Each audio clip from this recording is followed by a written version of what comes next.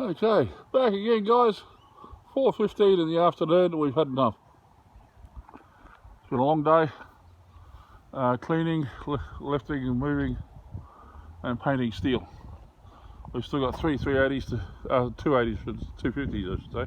It's at the far gone. I'm having trouble remembering which is which. Three 250s, 6 metres long, 7 metres long, still to be done. We've done 11 beams, all the 380s, which are the first ones to go up. All that side's painted, a couple of extras. So they're all ready to go, so tomorrow we start putting these things up.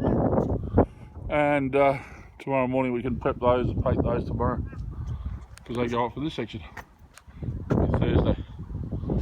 What we want to do is get that house finished, ready for the chippy and the blocky to come in on Thursday morning. So we've got 2 days to get all that up and weld it off.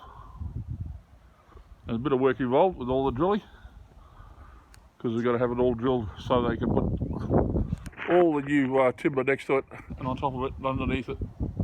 Yeah, so lots of holes. But that's where we're at. And yeah, it went well. It was a good day. Sun hasn't been too hot.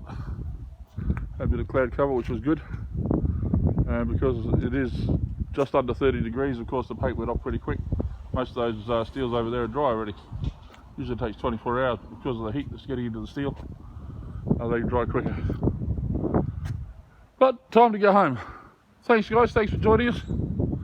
Catch you again soon. We'll show you what we're doing tomorrow as we start putting all these beams up and how I put them in so we get as much strength as we can and bracing strength out of each beam as we put it up. Okay, talk soon. See you then. Bye.